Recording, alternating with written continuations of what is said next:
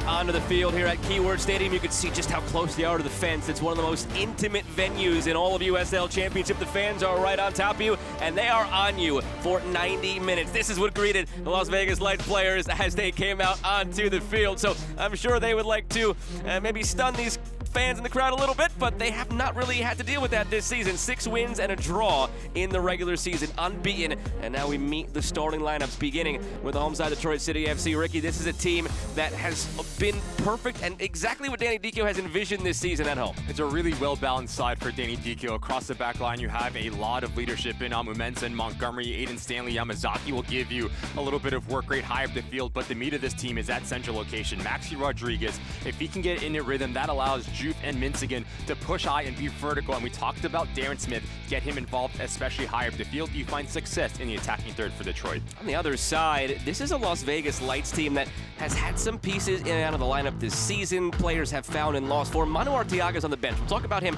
later on. But Christian Pinzon, Olex Anderson, and Johnny Rodriguez, the trio up top, dangerous for the Lights. There's going to be a lot of rotations within that three. Rodriguez might come century and almost play as dual 10s with Provo. Anderson, you talk about his movement to stretch the game and really put pressure on the 2 center backs for Detroit City. And Christian Pinzon, he has the ability to beat you in combination play. That front three is going to be really important, especially early on, to get in a rhythm for the visiting side. It's Detroit City FC in their red from right to left. Las Vegas Lights in their gray from left to right.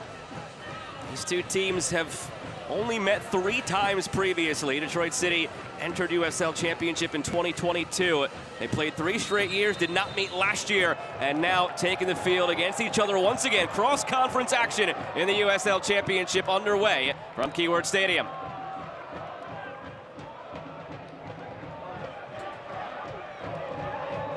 After not meeting last year, back at it again. It was a 1-1 draw in August of 2024.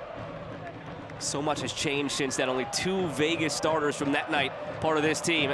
Less has changed for Detroit City. 7 starters that night, still a part of this team. But how they've gone about it has changed so drastically. Lofted in behind. Quick start here for Las Vegas around the keeper. Chance for a quick start. There it is! Silencing this crowd, Olex Anderson.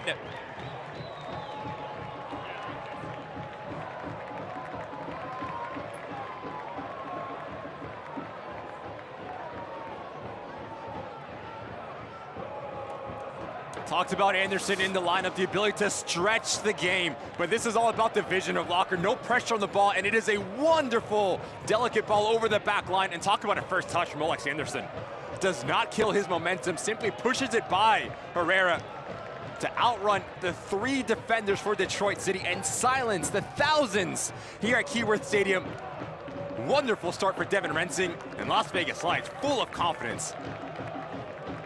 Olex Anderson has 5 goals now in 10 games this season. He's one of the ones, when we're talking about the lineup, that has been in and out. He's had a knock here, a knock there. There's been some rotation, but whoever is out there, dangerous for this team. It's not just Johnny Rodriguez and his 10 goals. You've got a player in Olex Anderson who has done it for his national team, St. Vincent and the Grenadines. 53 caps, 27 goals. He's done it in USL Championship and USL League One. He's 30 years of age now. He'll turn 31 in November, but he is not showing any signs of slowing down. Something that is just so underrated for this Las Vegas Lights side is the different looks that they can hurt you with. Right, we talked about Olex Anderson, his ability to run in behind, to really put pressure on the 2 center backs. And then you have Arteaga, who is in his own right a player that has had a lot of success in USL Championship. He's more of a back to goal number 9. So you have different looks going forward for this Las Vegas Lights side.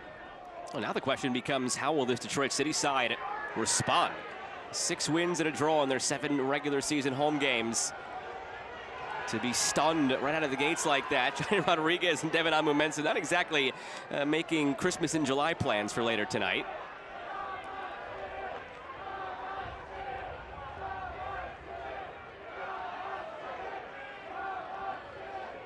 Referee Mohamed Hassan has to step in right away.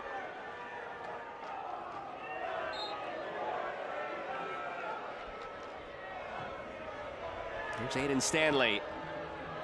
Looking in behind. Good ball. Flag stays down. Atez Juf swipes through it. Hits it, but if you're neutral tuning in, this is a fun start. You got a goal 45 seconds in, you've got this option 3 minutes in, you've got a near fight between Johnny Rodriguez and Devin Amumensa. Buckle up. Buckle up 100%, but phenomenal little ball in from Stanley. The USL, you cannot get that tight to Juve. Unable to put it on target, but that is the type of movements that you should expect from Mateusz Juve, the ability to really put pressure on his individual marker. Production hasn't been there to the level that he would like this season. A goal and 2 assists for Mateusz Juve. Had 6 goals last season, had 7 goals in 2024.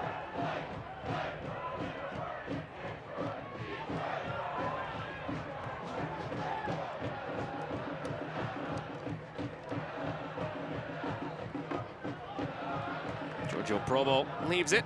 Benofemo looks upfield. Dimensions are tighter here. It's officially listed at 116 by 70, so you can get a lot of back and forth direct play between these two teams. And frankly, that's how these two teams do thrive. This Vegas team, as they've started to hit their stride middle portion of this season, it's been through more direct play. Detroit City have always thrived that way. They can put it on the deck. They can play possession style, but Danny Dicchio, a striker at heart, wants to see this team go. Especially with, we talked about the tight confines here, second balls become that much more important. And also your technical ability to have a clean first touch, because yes, it is an artificial surface, so the ball is going to move quick, it is going to bounce. So that puts the utmost emphasis on having a clean first touch and keeping the game moving extremely fast. Take a look at tonight's injury report brought to you by Tiger Bomb. A few listed on either side. Well, the big one for Detroit City right now, Josiel Cedeno, creative piece of the midfield. For Las Vegas, Sean Smart, a player who was vital to their run in the Western Conference Final in 2024. Once he gets back, he really changes the dynamic of this team. To the back post for Juve.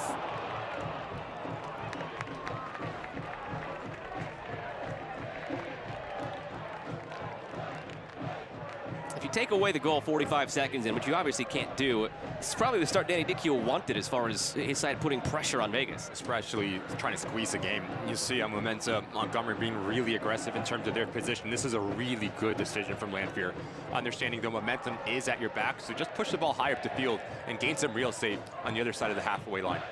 Lanfear sending it long, his 6th start of the season. 23-year-old, collegiately at Seattle University. They've had a few in a rotating door of goalkeepers this season, Las Vegas. Lanfear getting the start tonight. Locker dropping it back. Anderson for Rodriguez. Toe poke toward goal. Did it take a deflection? It did not. Goal kick. But another instance of them being very fruitful with their motion forward. It's been shaky across the back line for Danny Dicchio and this Detroit City side. He needs to solidify this back line because, again, getting beat far too easily. A little bit of frustration shown already from the manager for Detroit.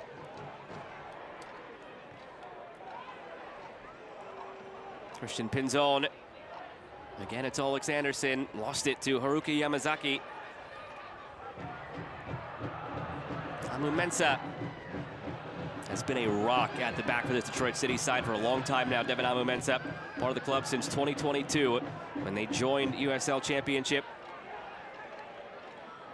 And just past his anniversary. It's not a great one. It's July 9th, 2022. He tore that ACL. Ricky, you've done that. It's a long road back. It took him some time, but as he's worked his way back and gotten the armband back for this Detroit City team as the captain, they go as he goes on that back line. Yeah, really difficult to come back, not only physically, mentally from a type of injury like that.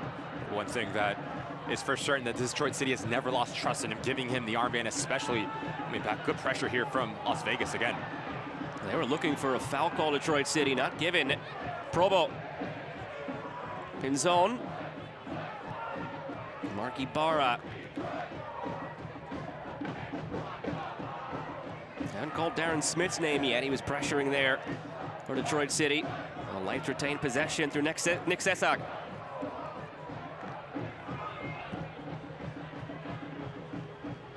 Long switch over the head of Temi Antonoglu, and possession goes back over to Detroit City. There's Devin Amumensa. He's been known to pop up for a big goal or two in a big moment as well on a set piece.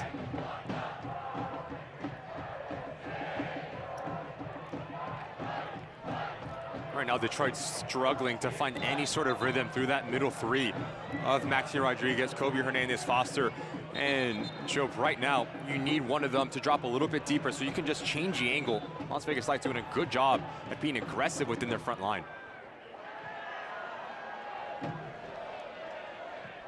Famo, Nick Sesak.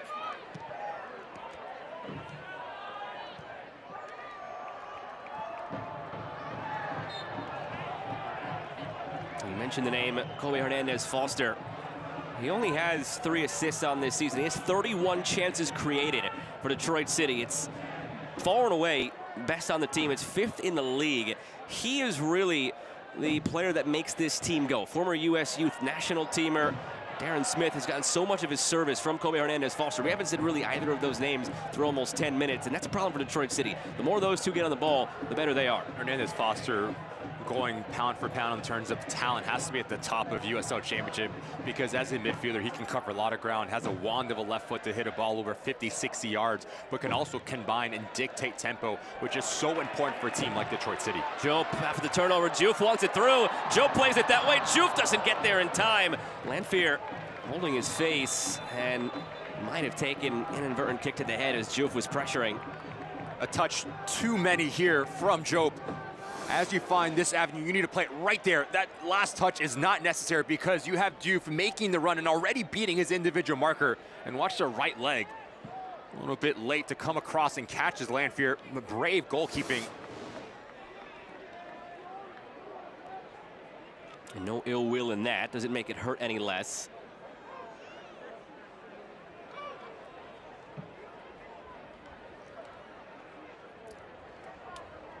Concern for the keeper.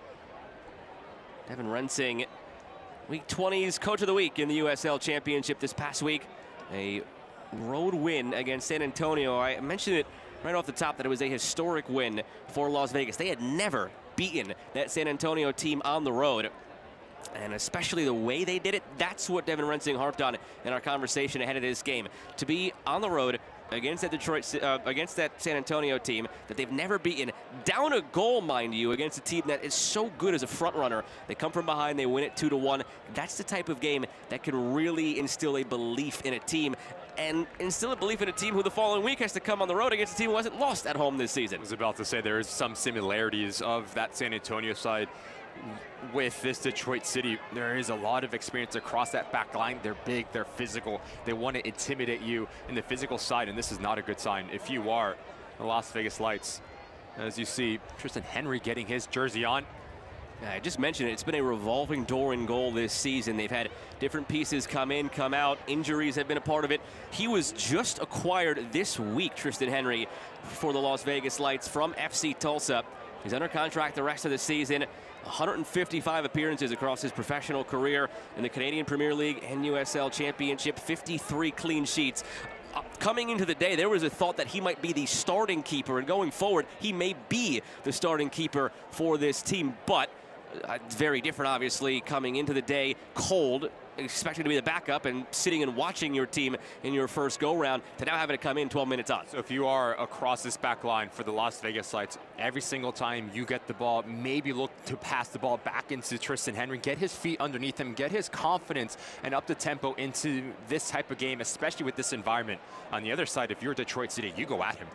You test him quickly, you test him often, and see if he can get up to this type of environment here. So it's going to be interesting the next 10 minutes, specifically in between the sticks for the Las Vegas Lights. Time at Memphis, at Phoenix, and Tulsa in the USL Championship. 4-time Canadian Premier League champion at Forge, 2-time Golden Glove winner in that league. Veteran 32-year-old, just officially acquired on Tuesday.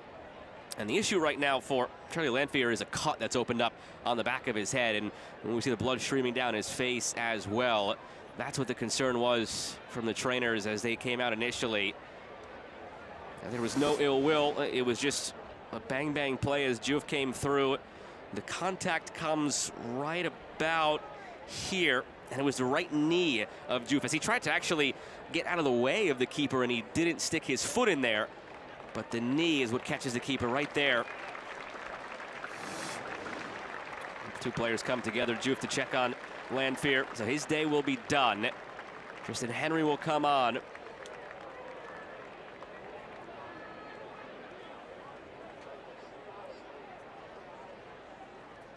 Ricky, this game has had a goal 45 seconds in for Las Vegas, and now this lengthy stoppage for an injury and a substitution in goal. As a player, where so much on a day like this goes sideways that you can't plan for, an early goal, an early injury, what are you saying now if you're in one of those huddles, if your teammates are trying to look to you now for what comes next? Go back to the basics, and what I mean by that, connect your first pass if you're in possession, win your first duel if you are a defender, and just keep the game simple, because as a player, you're all about rhythm, right? Whether it is your preparation in terms of warm-up, first 10 to 15 minutes in a game, it's been stop and start to start this match. So understanding, next time you get the ball, just keep the game moving, keep it simple, play yourself into it, and once you start to feel the rhythm yet again, that's when you can start to take chances, especially in that final third.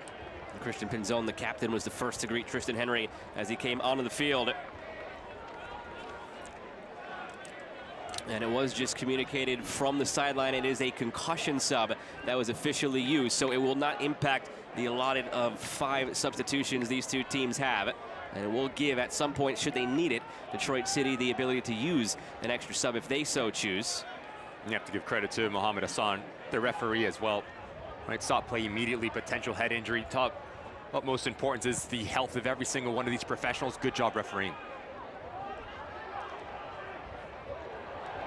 Smith, will it test Henry right away? No. I suppose, obviously you never want something like that to happen, but if you're Vegas, the silver lining is it happened in the order in which it did, where if it were reverse, where Tristan Henry was your starter and a young 23-year-old Charlie Lanfear was coming on, that's a tough moment for a young keeper. But with Lanfear the one being injured and out, you get the veteran 32-year-old who's almost 200 professional games into his career, who's coming on and would have seen something like this a time or two. Yeah, this is exactly what I'm talking about. It's really smart from Aaron Guillen, right? Because a lot of times you start to see center backs actually take the goal kicks, a little short ball, but now you get a keeper comfortable with the ball just to boot it down the field, gain some real estate high up the field, which will be his first touch right now for Tristan Henry. A scouting report on Tristan Henry, just a terrific instinctual shot stopper for a Forge team that had a little bit of a dynasty in the Canadian Premier League and had their forays into CONCACAF Champions Cup as well. Henry, the goalkeeper for Forge in that tournament as well.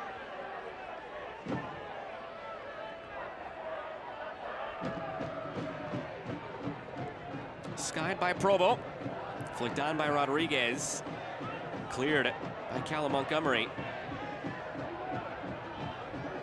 Callum Montgomery in his first year in the USL Championship after he spent 3 years in the Canadian Premier League. It's interesting, we're seeing sort of migration of players from there. There's Temi Antonoglu, he spent 2 years in the Canadian Premier League with Valor FC. It's still a league in its infancy over the last half decade, but more and more players are migrating back and forth. The level very similar between USL Championship and Canada's First Division.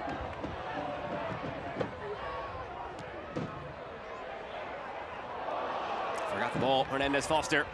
Creates some space here for Pinzon, looking through for Anderson, and gobbled up by Herrera. That ball needs to be played out wide into Antonoglu.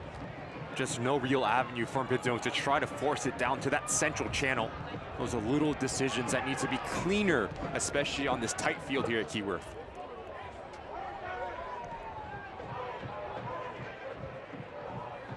Kien.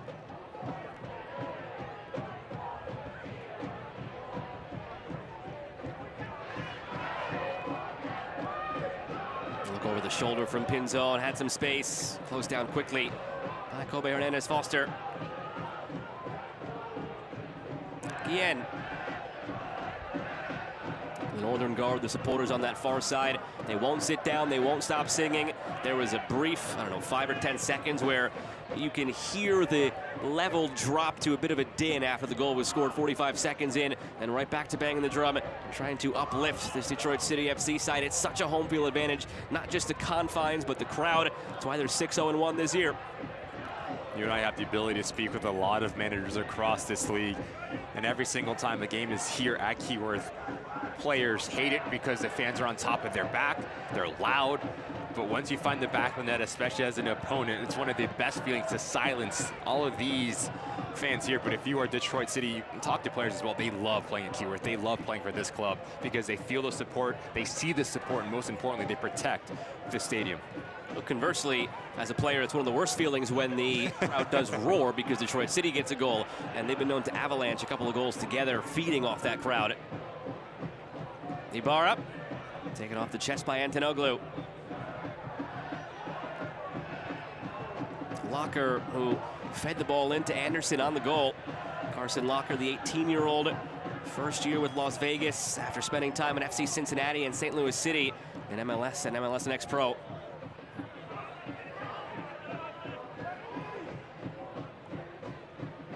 It's a Vegas team that started off slow this year, but really started to hit their stride in recent weeks. Upward trajectory is the phrase to use. It's something that Devin Rensing mentioned. He feels very optimistic of where this team is headed now into the second half of the season. And it's about a year since he took over. Officially took over on August 4th last year. It was a wayward season for Las Vegas. They made the Western Conference Final in 2024. Antonio Nocerino came in as the head coach in 2025 because Dennis Sanchez had departed. Everything went wrong. In comes Devin Rensing, stabilized things. The results weren't there, but you could see the foundation was being set. And it took some time to get going this year, but now it's clicking for Vegas.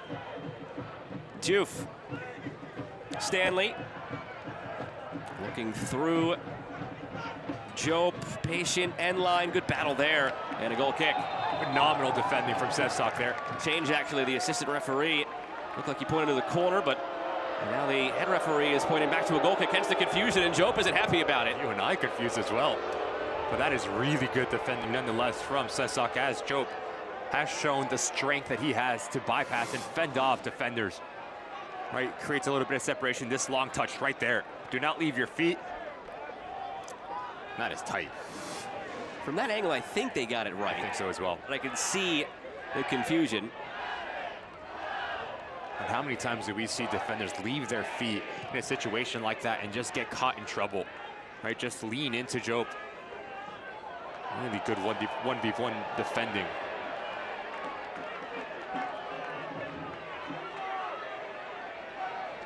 One of the big things that Devin Rensing said as far as optimism for the way the rest of this season could go, they have to avoid mistakes. And so many of the games this season where they have found themselves on the wrong side or what looked to be a win turned into a draw because of it, mistakes, self-inflicted wounds have been the issue for Vegas. The offside flag comes up here on Juf. And just going back to the home field advantage for Detroit City, when this crowd gets going, that's when mistakes can be made and communication lapses, and a team that has been mistake-prone at times, that has really hurt them, Las Vegas. This is going to be a real test of their mettle. Concentration, decision-making, especially across this back line. Going to be really important because you did all of the hard work early on in this match, give you a little bit of comfort. But now, understanding your rotations, your decisions, how you go into challenges, when you go into challenges, all going to be important for Devin Rensing to protect this one-goal lead. Henry sends it long.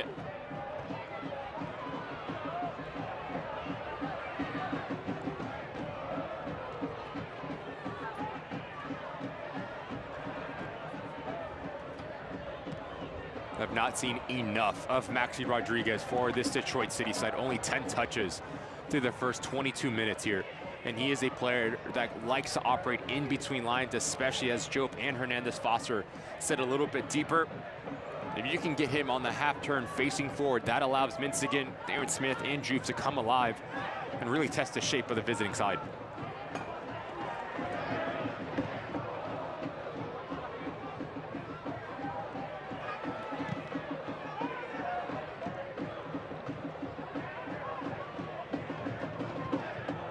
Settled down by Locker. Possession largely controlled so far by this Vegas side. Detroit City content to play without the ball. It's in those key moments, though, when they go in transition, which you've seen a couple times already tonight, where Atez Juf, Darren Smith, Maxi Rodriguez, Kobe Hernandez Foster, they make you pay.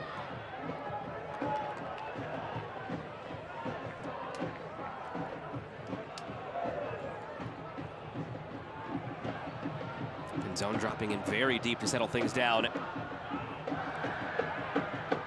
There he is again. Nifty turn, Pinzone looking long. Might have put too much on it. No, it sits up nicely for Ibarra, who centers it. Locker was nudged from behind. Play on. Antonoglu looking through for Anderson. They were not on the same page. If Locker goes down there, there is a conversation to be had for Mohamed Hassan. Again, Las Vegas Lights have settled into this game. The ball's moving quick. There is a lot of presence on the width. Combinations centrally. Devin Renzi needs to be really pleased with what he's seen throughout the opening part of this match.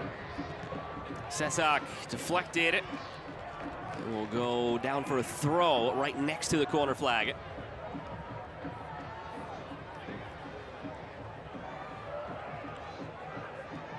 Right there in the background, you see Lanfear now mummified. He's come out of the training tent. Bottom of your screen, all bandaged up. He'll take a seat on the end of the bench.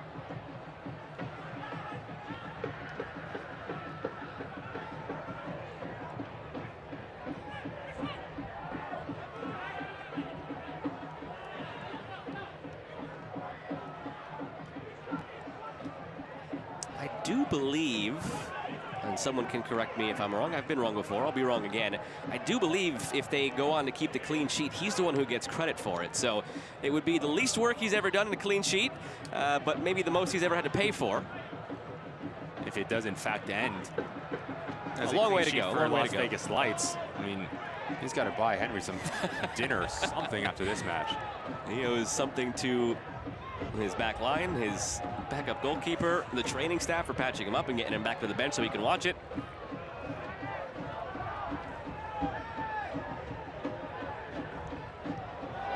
Anderson. Mohamed Hassan thought about blowing the whistle as Anderson came through, and now he gives it in favor of Vegas. Hence the frustration for the gathering of red jerseys around him. I'm with the Detroit City players there. It looked like Anderson committed the initial foul. Yeah, initially noticed a little bump here from Anderson. No play in the ball. As he does just fend off. Yamazaki throws off his balance. It should be a foul in favor of Detroit City. And you could see it there off the left side on that replay. Mohamed Hassan did bring the whistle to his mouth, but decided against it in the end. No harm, no foul. Given away from Vegas off the free kick, and now a free kick for Detroit City. Taken quickly. And in Stanley back into the starting lineup for Detroit City. Just his 6th start this season, 13th appearance overall. Had 8 starts to begin last year, and then an injury cost him the rest of the way for Indy 11. He's been a top player in this league, in Stanley. Still just 26 years of age, former U.S. youth national teamer at the U20 level.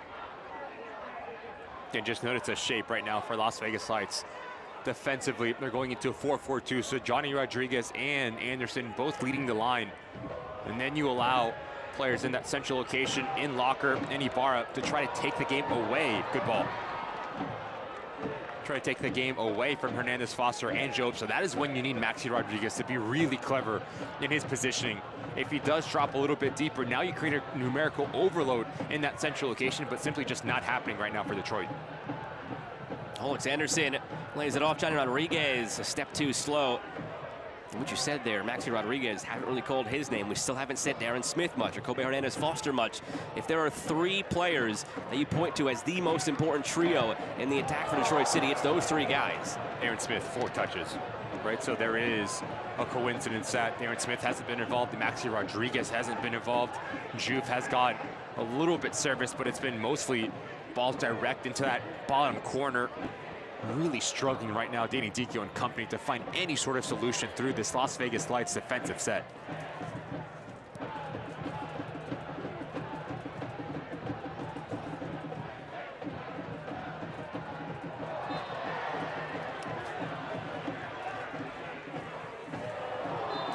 Almost given away by Detroit City. Some late contact, though, from Carson Locker on the follow-through. Protested by Mark Ibarra. Go quickly again, though, Detroit City, putting the ball right back into motion. Stanley. That's his Juve. Dangerous cutting in. There he goes. Curling it. Saved by Henry. Took an awkward bounce, inches in front of him. Did enough to keep it out. Fortunate there was no trailer there on the rebound. This is where Juve is at his best, when he is quick and he is dynamic, running at this back line. Notice how quick he gets a shot off here. Does not allow Tristan Henry to get set. Like you said, Joe, thankfully Aaron Guillen is right there to clean up that mess. Stanley, crowd imploring him to hit it. He does. Celebrated like a goal by Benofemo as he slides through and blocks it. Good recognition from the center back to step up, to be brave and deny. Here's Smith. Favorable ricochet found Smith. Now Hernandez Foster. Stanley. Bit of a force there as he tried to get it back through, but Hernandez Foster wins it and wins a corner. Momentum is shifting now in this with Detroit City FC finding their footing. Starting to come to life in the attacking phase of play, this Detroit City side. And it all comes down to the mentality of Juve to make Tristan Henry make a save, and now you continue to squeeze the game. Dangerous set piece here as Aiden Stanley stands over it.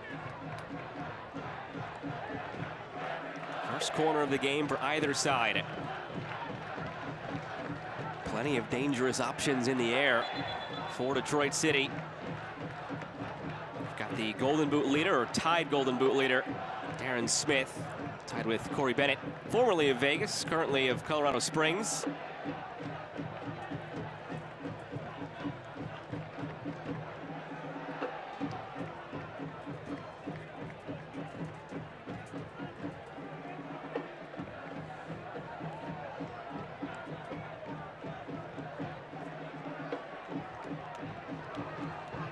Background, wearing the Dodgers cap, Jesse El Cedeno, piece that they're missing right now in the number 10 role. Detroit City looking on, creative piece. He's directing Aiden Stanley right now as far as who to pass it to. He just lifted his arm up and was alerting him to something. So always scanning, even from the injured players area.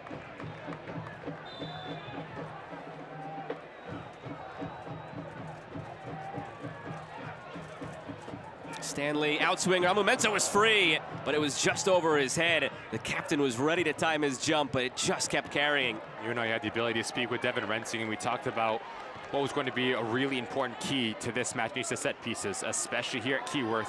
We have to do good defending and attacking set pieces. Well done there. Stanley sending Juve. Smith making the run of the back post. Juve overcooks it. Settled by Maxi Rodriguez. Rodriguez delivering and cleared.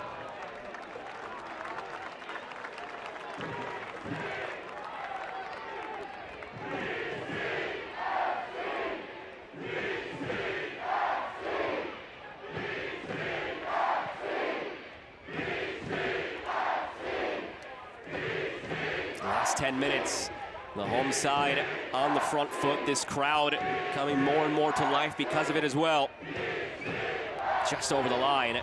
Throw for Vegas to try and quell some of this.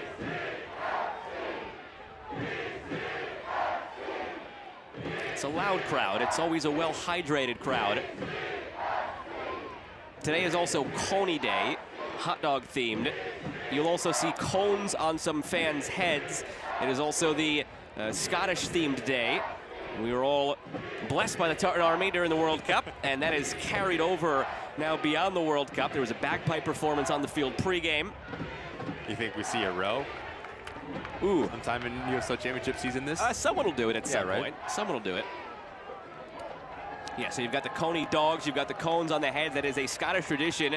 I was enlightened to that. I went to one of the Tartan Army meetups during the World Cup, and they were describing to me the whole lore behind why the cone is on the heads of statues and fans. I was at one of the meetups, and Neil Collins, head coach of Sacramento Republic, unbeknownst to me, was also there. Did not link up with him, did not find out until after the fact that we were both there.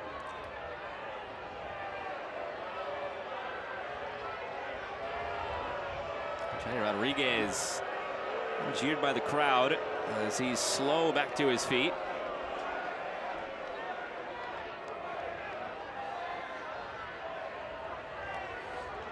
Yamazaki with some turf burn on the left arm.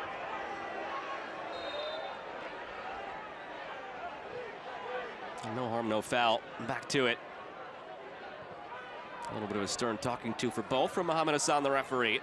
who's kept good control of this game so far. Again, there's no bad blood between these teams. They hardly ever meet.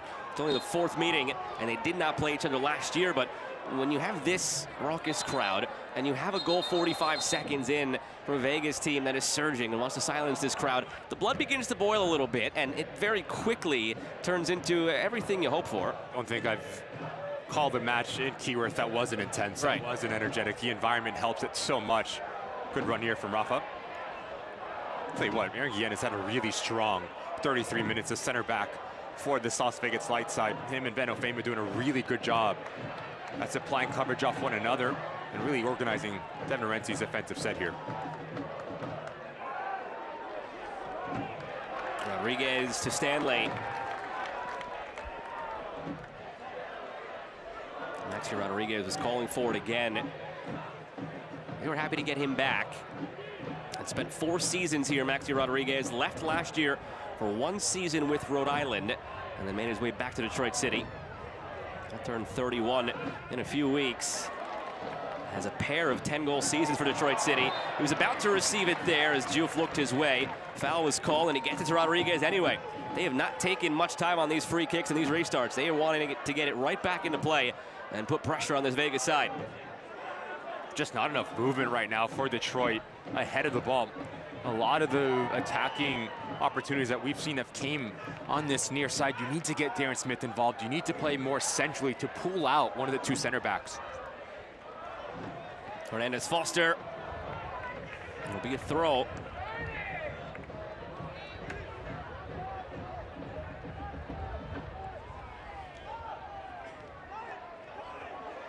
Yamazaki. Yamazaki took a deflection. Henry backpedaling.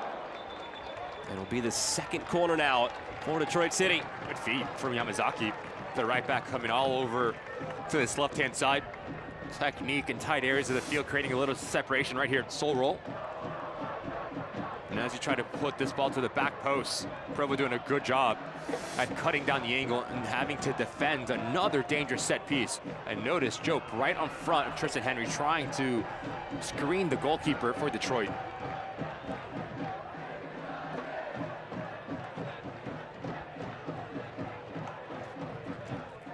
From the corner, Alumensa was again the target lurking. Hernandez Foster. Oh, he got his back in the way of that. Otherwise, Vegas could have been off to the races. Puts it into space. Full pressure. Shielded at the end line by Guillen, and out for a goal kick.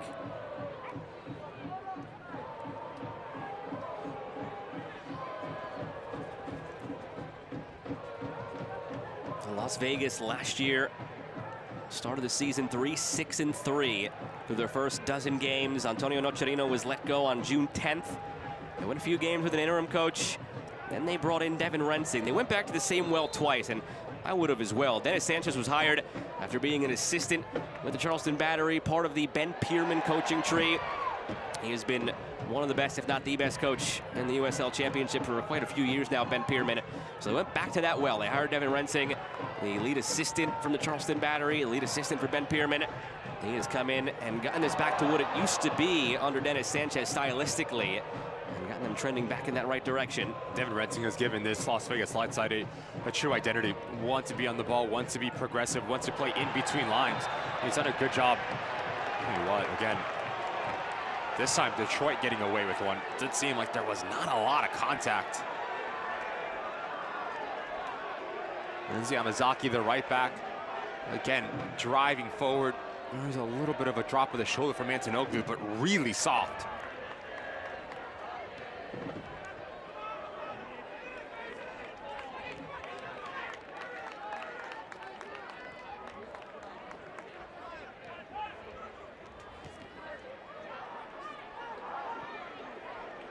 Joe plays it off. Yamazaki feeds it wide. Rafa Mensigan going for goal. Henry makes the save, leaves a big rebound. Darren Smith was gearing up for a bicycle kick, but it was cleared. Out wide to Juve.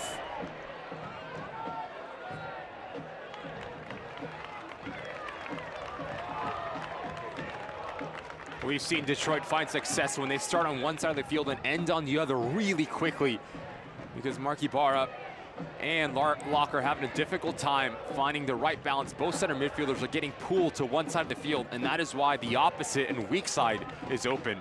Good strike from Rafa Minzigan, even better save from Tristan Henry, but again, two center backs there to clean up the mess. Rodriguez tried the slick cutback. Remember, it's Tristan Henry coming in cold off the bench about a dozen minutes in. Charlie Landfear, the starting keeper, injured. Had to come off with a concussion sub and a cut on the head. This one fed through. Smith was there. That's his first good, clean look. Played in behind, and he wins a corner. We talked about the timing of Darren Smith in the open. Notice how he shows that he's going to go far post and comes across Benoflame towards that near post. That is wonderful recovery from the center back to say like for like with Darren Smith, who is just so explosive.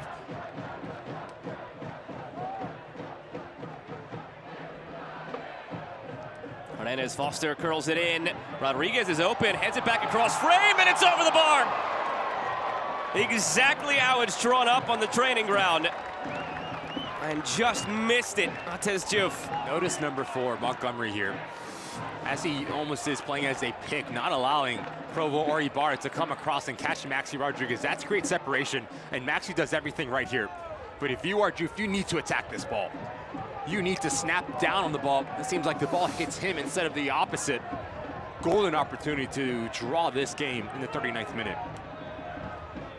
Just not falling for him right now. Some of it's self-inflicted. See 30 shots this season. That's 8th in the league, but only 1 goal to show for it. Again, he had 6 last year, 7 the year before that. So we know what he's capable of.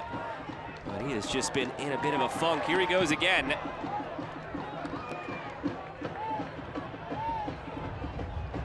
Over the course of the years we've spoken with, it has to be a foul. Just simply no need from Johnny.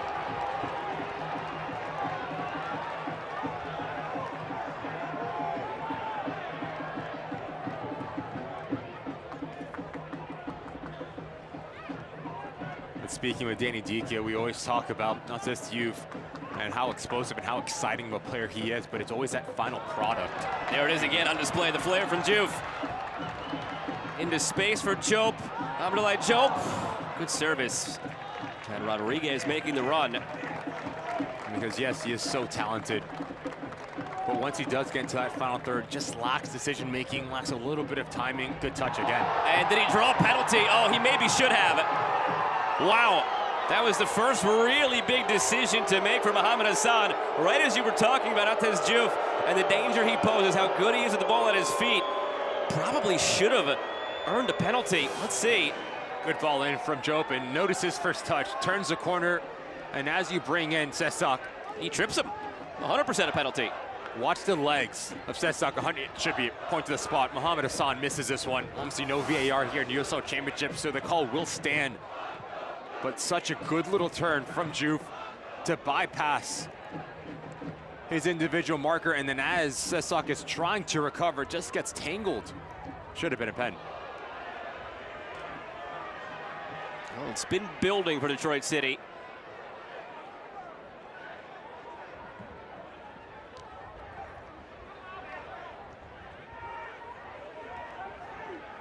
Has some good clean looks. They haven't finished off.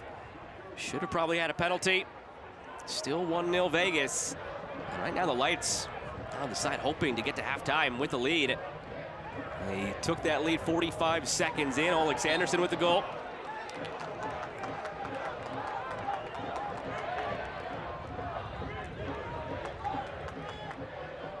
When you're playing against an attacking player like Diouf, you need to make 2 decisions. If you are going to drop deep and keeping in front of you, you need to move your feet, especially when you're trying to challenge in. But if you are going to go tight, you cannot allow him to turn you. So you have to find that balance. If you are Sesak, and especially if you are Benoflame, you have to recognize that Diouf is finding success. Minzigan with Smith to his right, waited a bit too long, and now the foul call. Yellow is shown, free kick coming for Detroit City.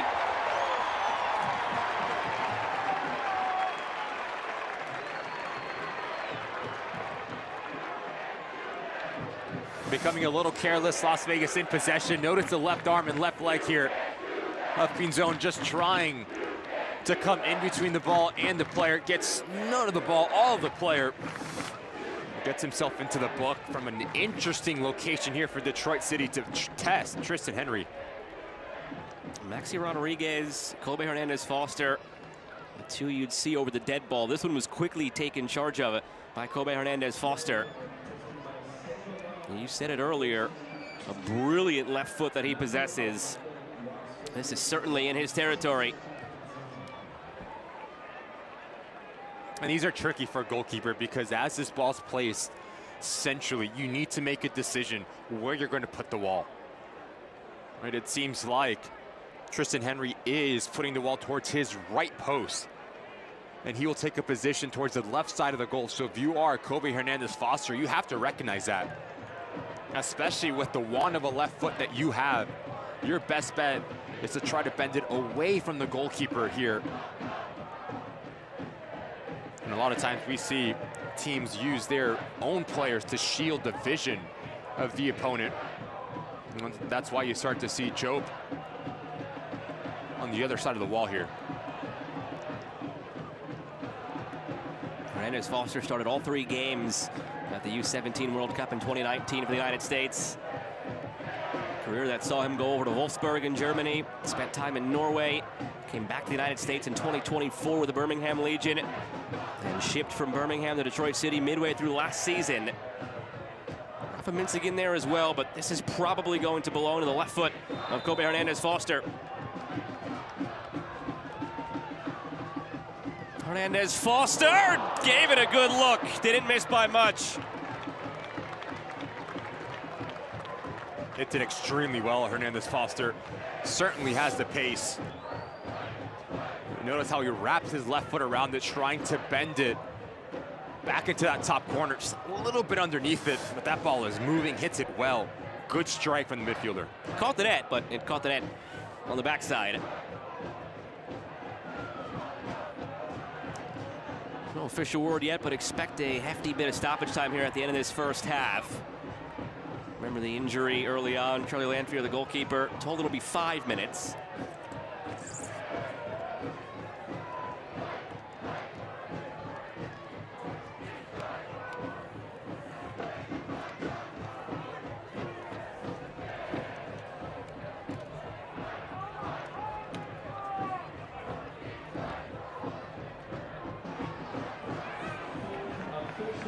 And behind it's Juve once again.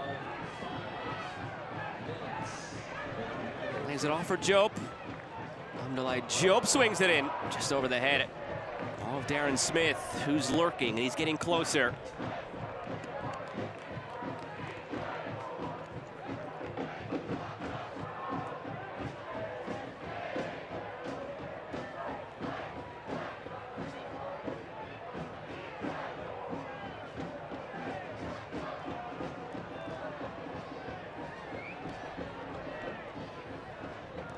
This crowd is gotten what it wanted as far as the performance, and I think Danny Dicchio has as well from Detroit City.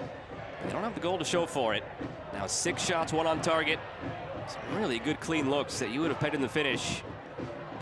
Vegas hasn't really had much by way of the attack. The goal 45 seconds in, and in the 45 minutes since then, they've taken 1 off-target shot. That's it. But they did their damage quickly, and now they've been holding on. And once Detroit City has found their footing, it's been mostly one-way traffic.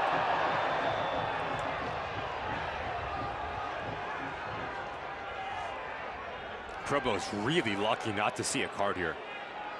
If you are giving Pinzon a yellow card for moments ago, it's exactly the conversation that Yamazaki and Devin Almumenta is having with Mohamed Hassan. Comes through the standing left foot. 100% needs to be a booking. The booking goes instead to, I believe, Abdoulaye Diop for dissent to the referee as he was walking by. But to your point, that's 100% a booking. It should have been. And you can understand the frustration now from Detroit City. They should have had what looked to be a clear penalty a few minutes ago. They got the yellow card issued to Christian Pinzon, but this should have been another one.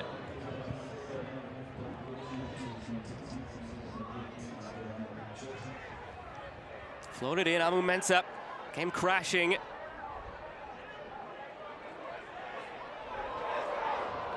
Nicely done by Pinzon, the dodge. 2 tackles now. Pinzon switching. Anderson trying to track it, and he can't keep it in play.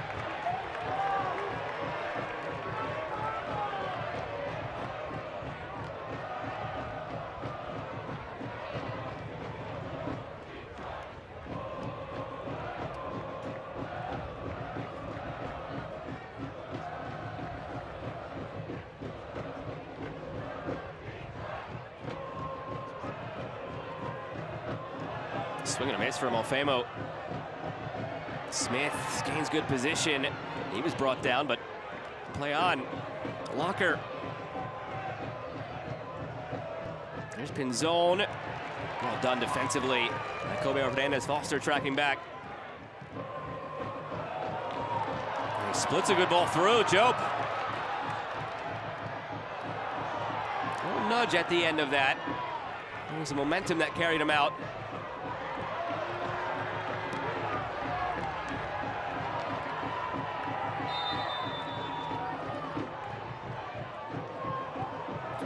The 4th official, the assistant referee, just alerted Mohamed Hassan to stop the play and have a chat with Hamdallah Jobe. After he came back on the field, he came crashing through Aaron Guillen. Remember, he has a yellow that he picked up moments ago for dissent to the referee, so he just put himself in jeopardy of being sent off. This is going to be a final stern warning.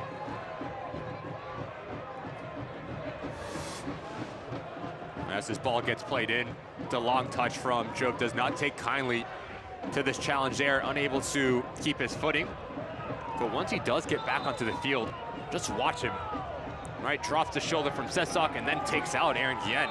I mean, just picked up a yellow card. It's nothing crazy. It's one that if he didn't have a first yellow, he probably would have picked up the first yellow, but it might have been harsh as a second yellow. But that's where you get into the, if it's a yellow, it's a yellow, it's a yellow, period, regardless of the situation. It just needs to be smarter, first and foremost. We've talked about emotions. That is something that Danny Dicchio needs to have a conversation with him, and halftime is going to come at a good time for Jobe because that is back-to-back actions that he's gotten himself in trouble. And now Pinzon commits the foul, and he's already on a yellow. So the couple of guys who are on yellows now are starting to put themselves under the microscope. Remember, there's no history between these teams, but Ricky, as you quite rightly mentioned, in this environment, things get heated quickly. Juve trying to find a way through again. And the whistle goes to end the half before the quarter is given, so that's one more bit of spice to add to this first half as the red jerseys converge around Mohamed Hassan. Frustration clearly visible for Detroit City here. Obviously, you concede the opening goal in the first minute here, and then you start to grow in momentum. You start to get on the ball and create opportunity after opportunity. But for Danny Dicchio, you need to have composure in that final third, and that's going to be the big word because you're getting yourself into good opportunities in good areas, but now you need to put more pressure on this goalkeeper, Tristan Henry. If you are Devin Rensing, pleased with the result right now, but now you need to get on the ball a little bit more in this next 45 minutes. Yeah, they started to lose their way in this game, Las Vegas, and Detroit City fully asserted themselves and took over, but the damage was done 45 seconds in. Alex Anderson with the goal, Carson Locker with the assist. If you're Danny Dicchio, you're probably not displeased with the half that you just played, though. With the performance, you're happy. Obviously, the scoreline's a different topic, but you got on the ball, you created opportunities. When you played quick, Juve became alive. Minsigan started to find areas of the field. But again, Darren Smith, really quiet in that first half. Only 10 touches for your leading goal scorer. He's going to be another player that you need to get more influential if you want to call yourself back into this match. So it's 1-0 Vegas through 45 minutes. And it's Alex Anderson who struck 45 seconds into this game. The assist was from Carson Locker. And Carson Locker is standing by. Carson had the assists 45 seconds in. Walk us through what you saw. You can have it up because you'll have to talk into that probably.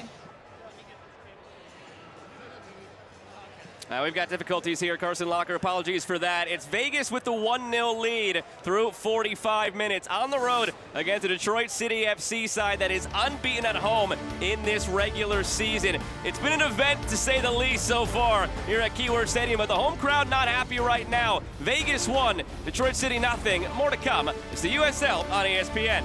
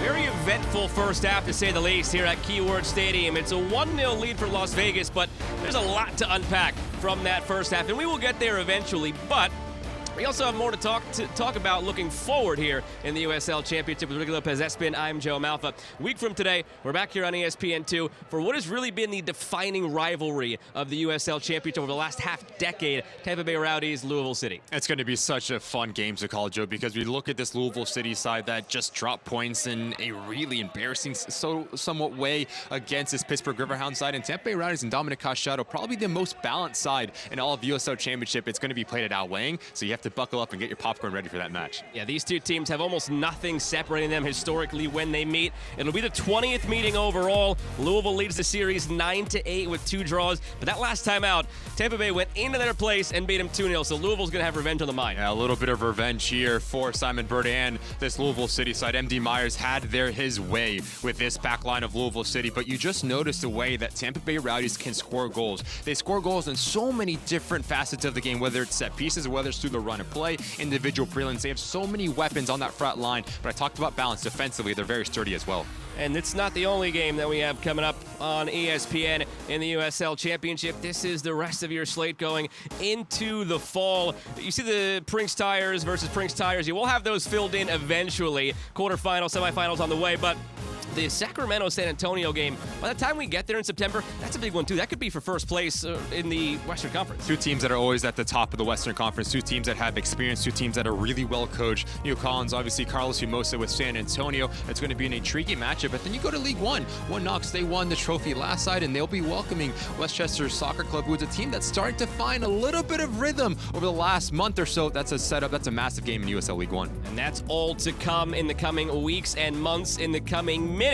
We've got a lot more to unpack from Keyword Stadium. We've had hot dogs racing beers at halftime. That's a real thing that just happened. It's Las Vegas 1, Detroit City nothing. More to come. It's the USL on ESPN.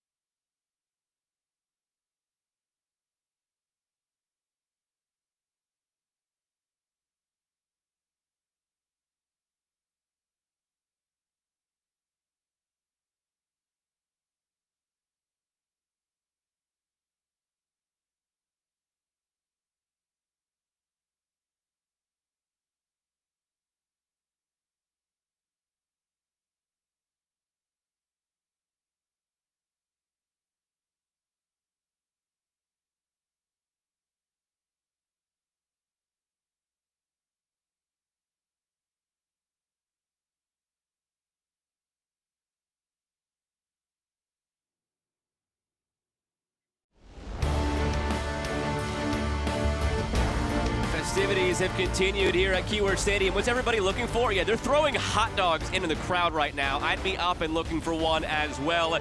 This is a Detroit City team that really dominated the large portions of that first half, but they're trailing 1-0. As we show you the highlights, it happened quickly for Las Vegas. There is no pressure on this ball for Detroit City. You need to drop and you need to eliminate this space in behind you. This is far too easy for the Lights. Notice Carson Locker picks up his head, has time to take a second touch, and then a wonderful ball in from Will Anderson. But this is all about the first touch from the striker. Notice how he keeps it in stride to bypass Herrera and to bypass all three defenders for Detroit City, and then they have the composure to find the back of the net. This near side for Detroit City has done a really good job with Juve and Aiden Stanley. Juve has continued to cause some issues for Sesok, and that is the first save from Tristan Henry. Notice how quickly he gets this shot off, not allowing the goalkeeper to get set. Aaron Guillen, Ben Ofemu have done a good job centrally at securing the second balls. Minsigan again, change your point of attack.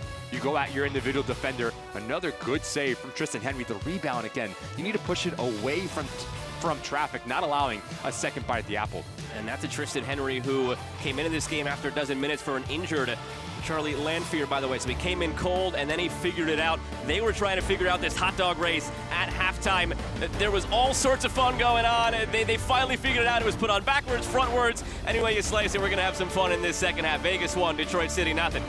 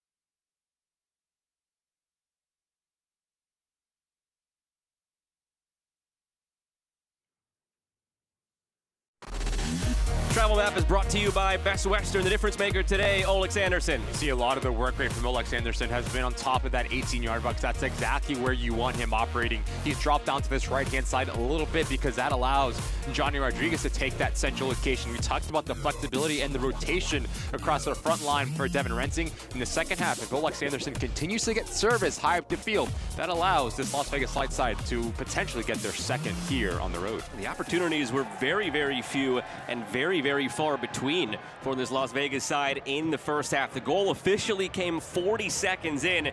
They only had one more shot the rest of that first half. 7 shots, 2 on target on the other side for Detroit City, but no goal to show for it. Detroit City left to right in the red, Vegas right to left in the light gray. Glad to have you with us on ESPN2 with Ricky Lopez Espin. I'm Joe Malfa. In the live table, Las Vegas would climb from 11th, where they started the day in the Western Conference, all the way up to a tie for 6th, with Lexington and Oakland on 21 points each. That's how tight things are in the West.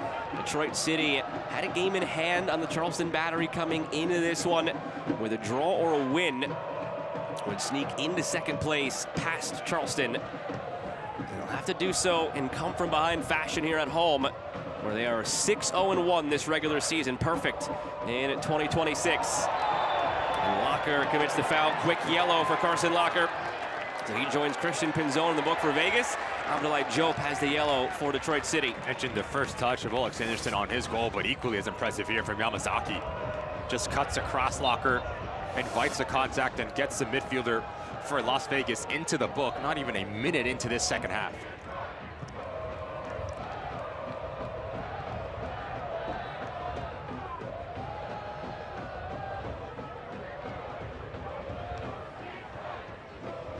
It's a long time for Vegas to sit back defensively after that goal 40 seconds in. You know they'll be looking for that quick counter to find a second. This is not a team that is going to just sit back and park the bus. Especially with the amount of talent on the attacking phase. Watch out, good quick throw. Diouf rolling it through Rodriguez, it's saved! Tristan Henry, his first really big moment for his new club, acquired on Tuesday. Heads up play from Darren Smith. Notices that Ofame was out of position, so notice how quickly he gets this ball back into play. Diouf is on the same page, and this is really well done for Maxi Rodriguez because he's running full speed, and this ball's a little bit behind him, so he has to set his feet or reset his feet and try to sneak it into that near post. Good reactionary save from Tristan Henry. This isn't your typical backup keeper, right, to come in a pinch because of the injury. This is the man who's probably going to be their #1 going forward. It's why he was acquired this week. Corner dropped in, headed clear by Rodriguez. That was something else that Devin Rensing mentioned in our conversation this week. Johnny Rodriguez has 1 goal off the golden boot pace, and he is keen to defend on set pieces. And Devin Rensing simply said, who does that? What #9, not only in this league, but in the world, wants to come back and defend on set pieces? Johnny Rodriguez does, and he was the one who got it clear there.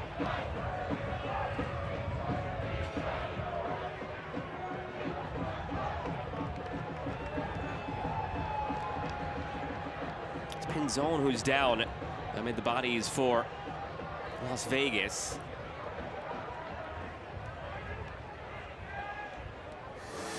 And it is Johnny Rodriguez who comes out and attacks this ball, but it does seem like Devin Amumensa actually bumps Pinzon into Ben Ofemu. And that is a conversation that Ofemu was having with Mohamed Hassan, saying that there was a push-off. Devin Rensing is having a conversation with his young midfielder, Carson Locker. It's going to be a good test for Locker for the remainder of this second half. We talked about picking up an early yellow card in this type of environment, as understanding that Detroit City's probably going to push the game a little bit more as they're down a goal. His positioning and discipline, good test for the young man.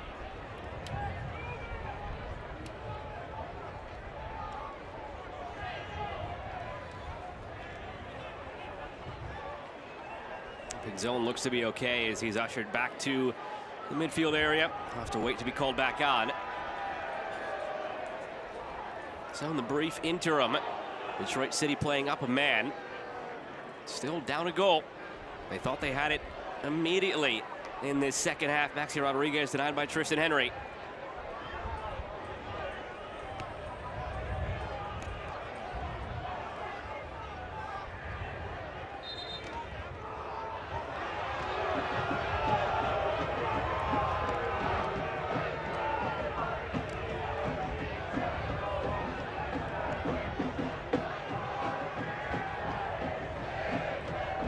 Most Detroit City players have not taken too kindly to Mohamed Hassan. Some of the questionable calls from the first half. A moment like that, a little nitpicky on the restart. But it's a matter, as you said, going to break, about keeping composure as Alex Anderson crashes into Carlos Herrera.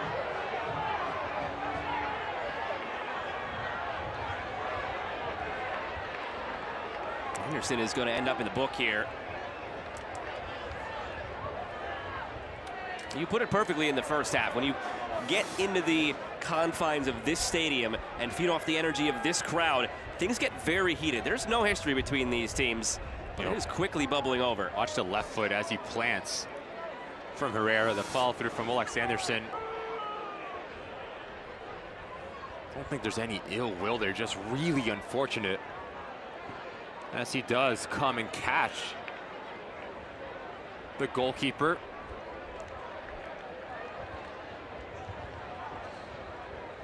Anderson also landed awkwardly as he planted then on the foot of Herrera, and it seems like he might have gotten the worst of this.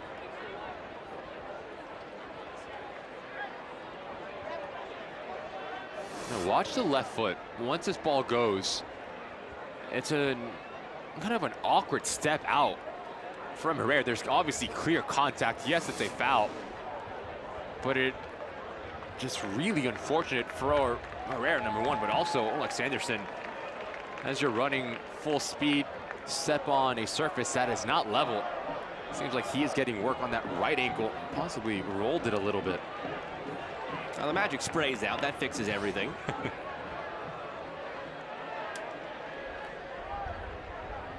Herrera's up and ready, he's good to go.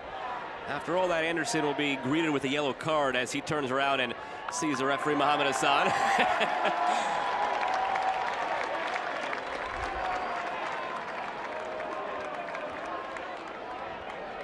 Insult to injury for Alex Anderson, but right now he's the one with the biggest moment of the game.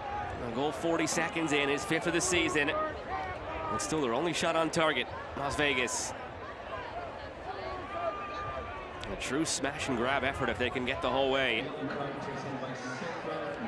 That is a tall ask against this Detroit City FC side. 6-0-1 at home this year.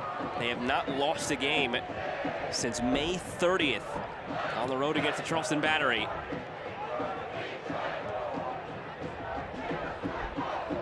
Four wins, 3 draws in all competitions since then for Le Rouge. Also see Detroit City having their line of confrontation a little bit deeper, engaging around the halfway line. So if you are Detroit, ball circulation, ball tempo, and spacing, really important to try to break down this mid to low block that Levin Renting's trying to implement here. Good run. Trying to break it down through Juve. And it's another corner for Detroit City. They've been good on set pieces today. There's just been moments where guys haven't been clinical. Go back to that corner in the first half where Juve had a wide open header and somehow put it over the bar. And from that action, there was a little bit of a pick that freed up Maxi Rodriguez. So you have to think that there's going to be a similar type of movement for Detroit City here to free up their intended target.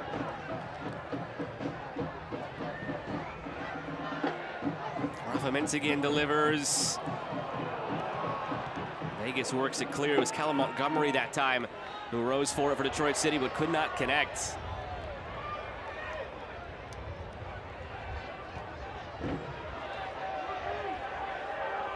And Stanley.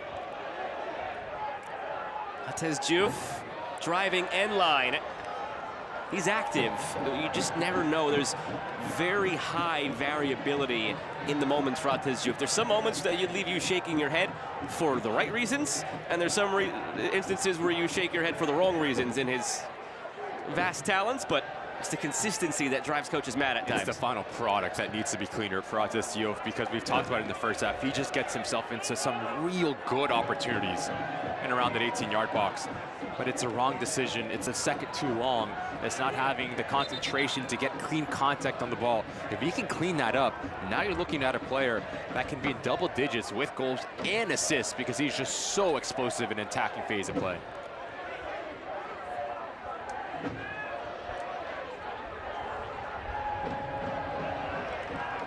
Coming into the day, Detroit City had matched their best start to a season at 8-4-3.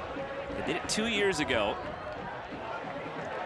Although they really ended up sinking thereafter a couple of seasons ago. They ran out of the gates with 5 straight wins. So by the time they got to the 8-4-3 mark, they had really started the decline. They were 3-4-3 after that 5-0-0 start. This year it's a bit flipped, where it was touch and go early on. Now they've hit their stride. They're unbeaten since May 30th. And this team, at this moment, you'd have to figure have a legitimate shot, if not at number 1 in the East. Tampa Bay has a good cushion there. They seem to be the team that will continue to open up their stride a little bit and widen the gap. But that race between Detroit City and Charleston for number 2, it's going to be interesting. And the way this Detroit City team plays at home, you might have to give them the inside track. Yeah, you have to get a home field playoff game if you are Danny Dico. That is the top priority of this 2026 season. Talked about how good they are at home over the course of this game. This team does have the potential to push and challenge for a trophy, especially in the Eastern Conference.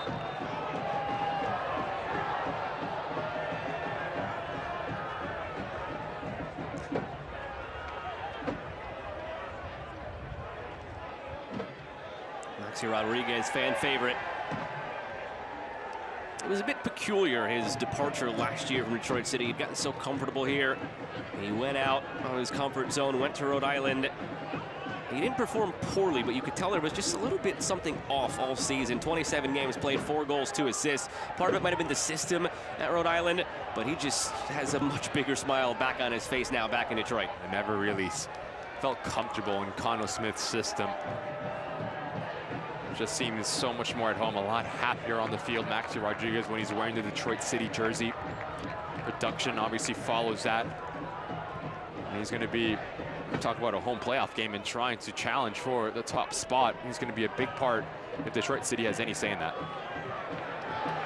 Montez Juve again, racing away from the rest, feeding it through. It's Darren Smith, saved again by Henry, rebounds loose and cleared.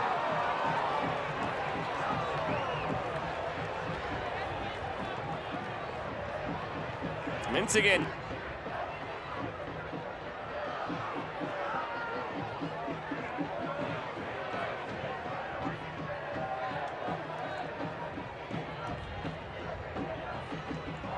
They're doing everything but score, Detroit City. Another ball floated in. Antonoglu just calmly ushers it out for a corner.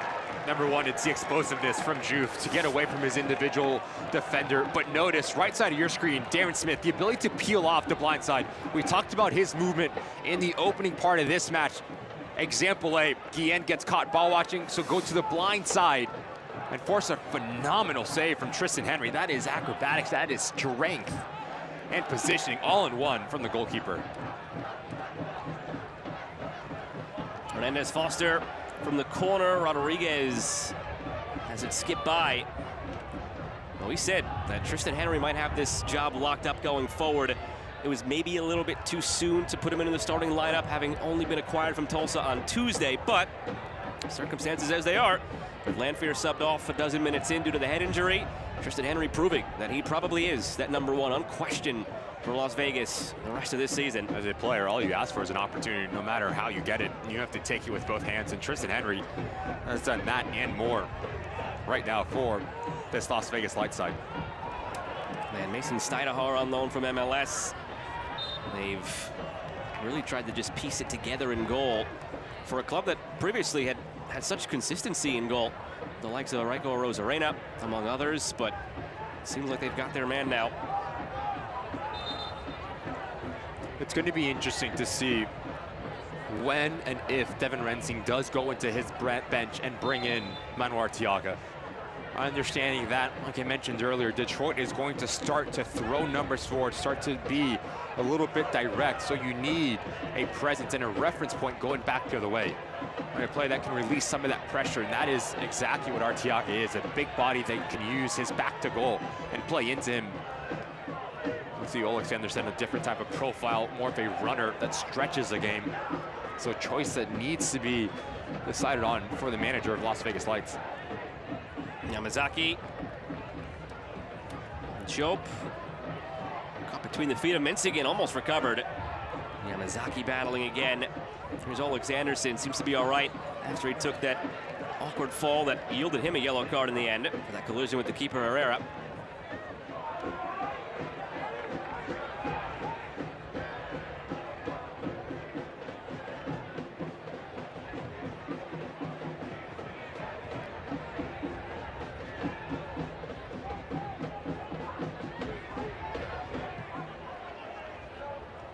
Montgomery looking long. Antonoglu wins it. It's in these moments, though, after they win that secondary ball, what can Vegas do on the counter? Floated toward Johnny Rodriguez. Montgomery shielding. Herrera swings and misses. Awkward coming together between all three players.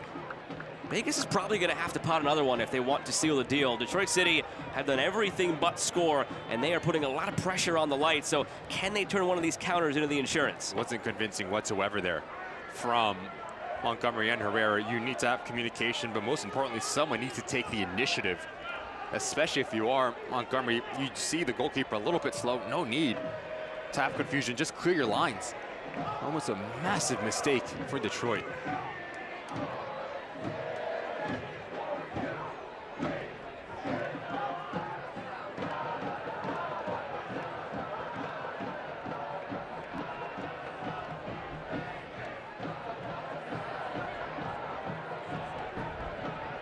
Henry's up to 4 saves now since coming on in relief of Lanfear. Rodriguez lays it off. Probo pulls it back. Antonoglu. Nice sustained spell of possession here for Vegas. They've been hard to come by. Probo. Locker. Nick Sesak. Again, it's Locker. Rodriguez, oh, he almost let it run by. Amumensa just got enough of it and continued his run, releasing the center back almost as an extra striker. He was knocked down away from the play by Ben Ofemu. And now a free kick coming for the home side.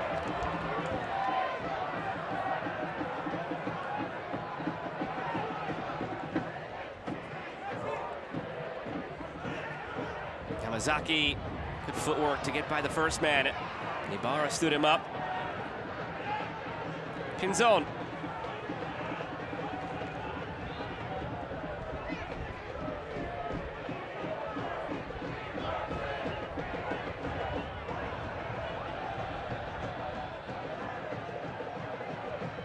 Locker. Sesak.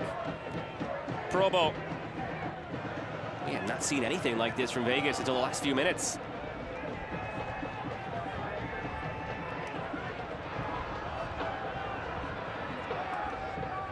Possession had been 60-40 through the hour mark. And even with that, a lot of Vegas's moments in possession are sort of just trying to escape the pressure of Detroit City in their own back end. This is comfortable sort of possession from the Lights.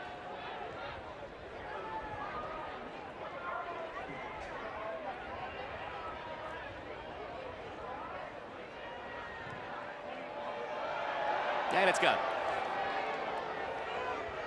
One thing about Keyworth, they will let you know if you make a mistake. The luxury of playing on the road.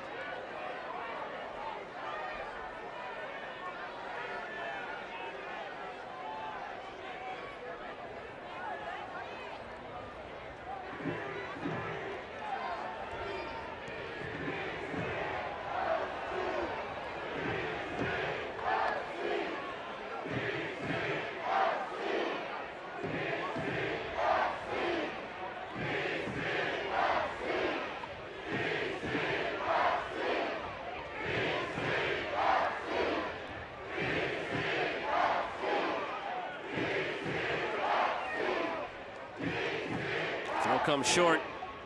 They were gearing up for a long throw from Stanley. Dips to shoulder, looking for a service. It spins in. Nearly earned a corner, but not quite. Two teams who, as of today, are officially into the back half of the season.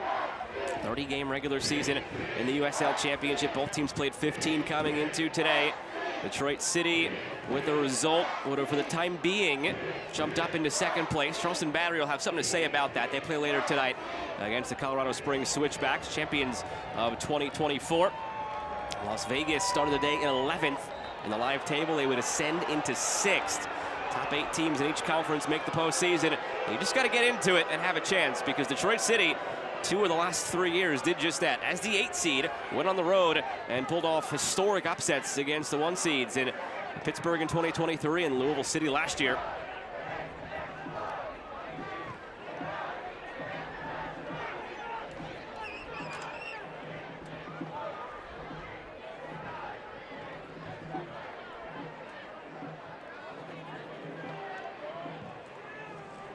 Detroit City readying a trio of changes at the next stoppage. Danny Dicchio sensing maybe things have gotten away from them these last few minutes. The control being taken by Las Vegas.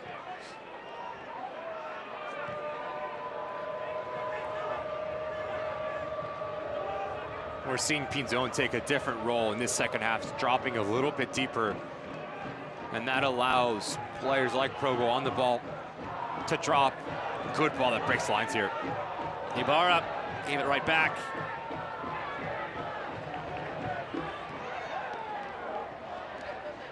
So there is a little bit of a different look in that central location for the Lights, with Pinzon having the freedom to go and search the game.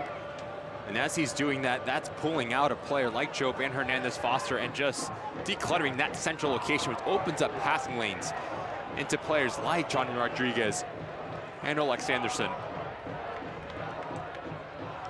Good run. Jope continues. Hamdullah Jope. Time for a throw. And here come those subs. It'll be Ryan Williams for Kobe Hernandez Foster, Tommy Silva for Maxi Rodriguez, and Preston Taylor-Ataka for Rafa Minsigan.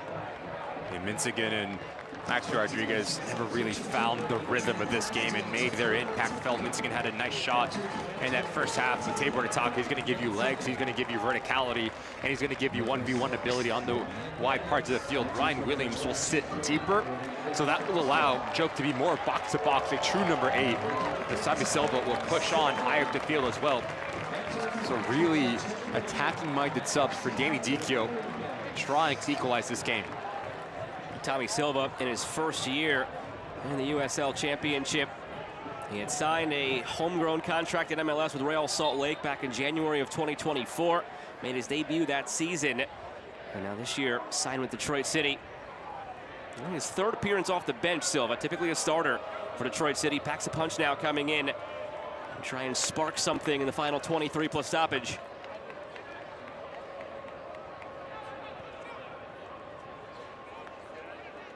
Also does seem like Detroit City maybe shifts into a 3-back system. So you allow Nathan Stanley or Silva play on the left-hand side. Yamazaki play at the right wing-back position. That's something that is new to 2026 for Danny Dicchio. Flexibility to float in and out of into formations here.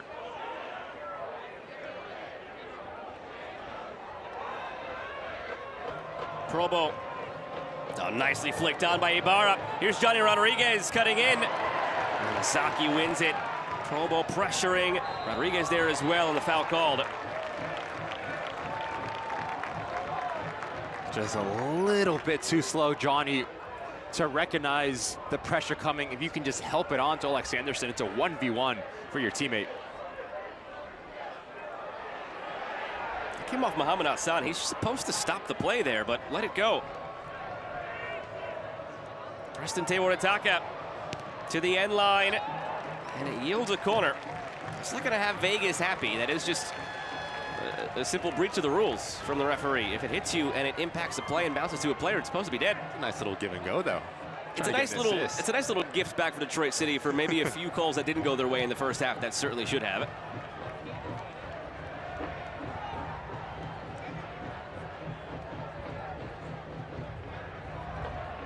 Stanley to the back post. Almumenta was the one again lurking. He is the target on all of these set pieces. He doesn't have as much to show for it as you might think, though, over the years. Couple goals here and there. Now in his 5th year with the club.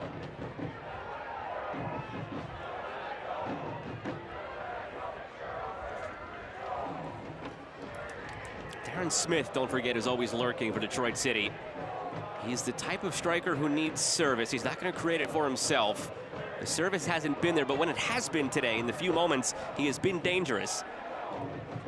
With 20 to go, can you find your man who's in the Golden Boot lead, or tied for it at least, with Corey Bennett of Colorado Springs? Free kick coming for the home side.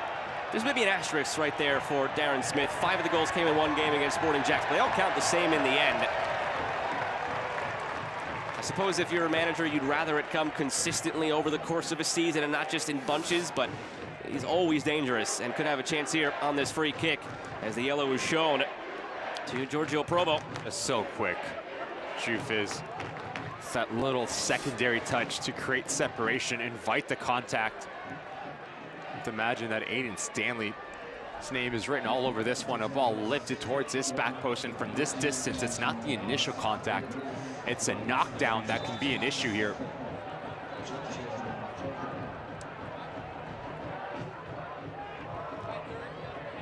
Looking for that knockdown. Amumento was chasing, punched by Tristan Henry. That's exactly how he called for it. At the back of the 6, look for that header across. Henry right now is writhing in pain.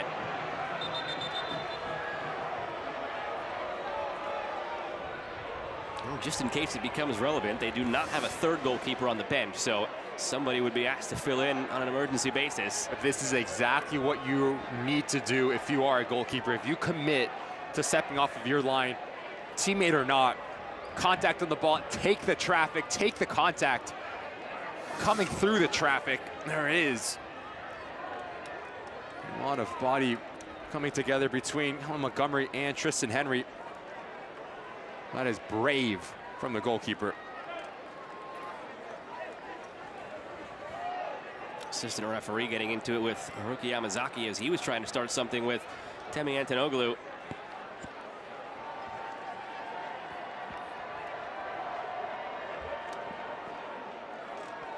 Henry back to his feet, looks to be all right, and that's good news for Vegas. Who would you put in? You know, I was just about to ask you the same thing. I really wonder who their emergency goalkeeper would be. It's usually never who you think it is, right? There's always somebody who is a team's emergency keeper, whether they played it in middle school or they're just simply athletic. I have a guess. I think it would be Nate Jones. Big physical center back. I can see that. Right?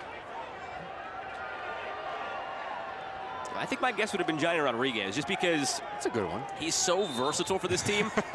Why not play goalie? He probably could do it.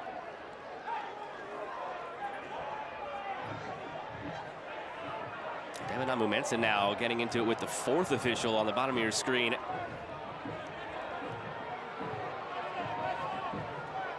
Certainly you were a goalkeeper, right? I'd probably cover 10% of the goals, so probably a bad guess. How about the athleticism go? I don't have any of that either.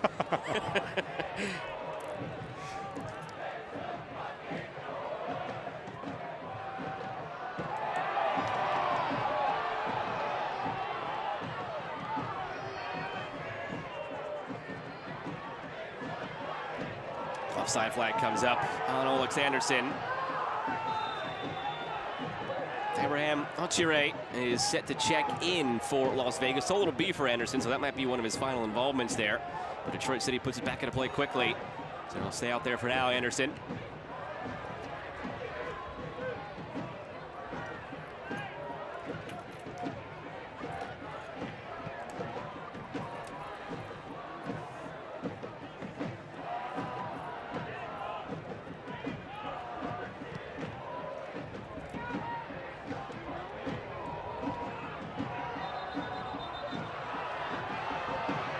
Just been really sloppy for both of these sides in that second half. Stop and start type of nature to this game. Unable to get any sort of flow, any sort of rhythm. If you're Devin Rensing, you take that.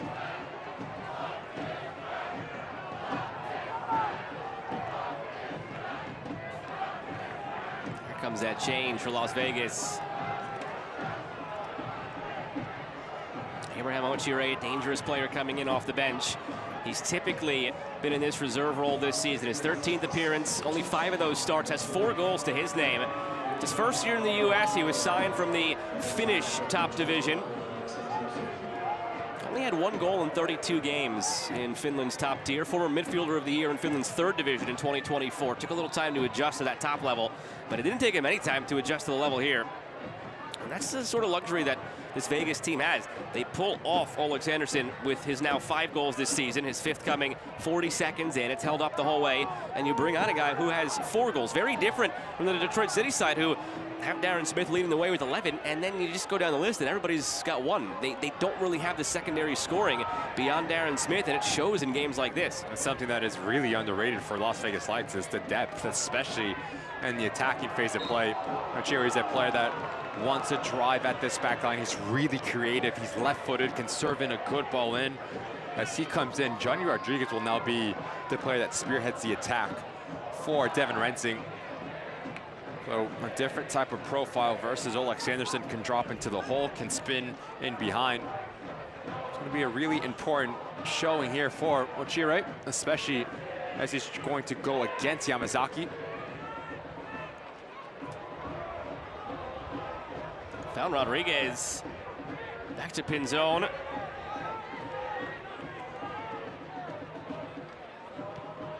Good ball.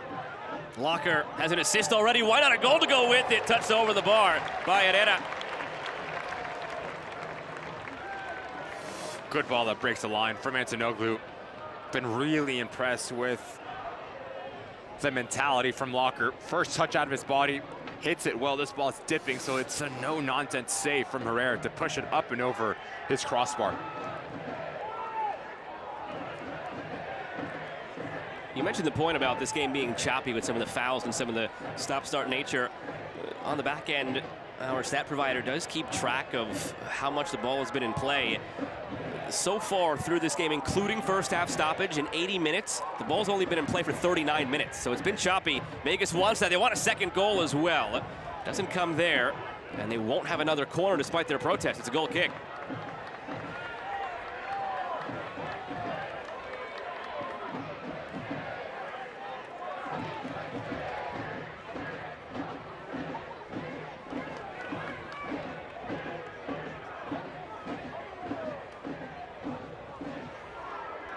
Having trouble finding the ball.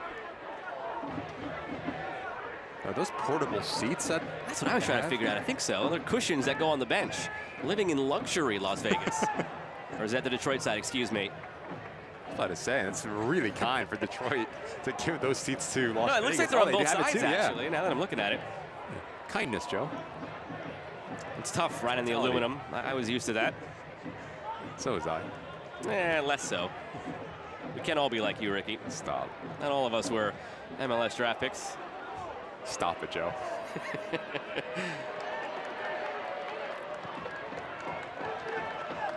Hamazaki. Rodriguez tries to bring it down.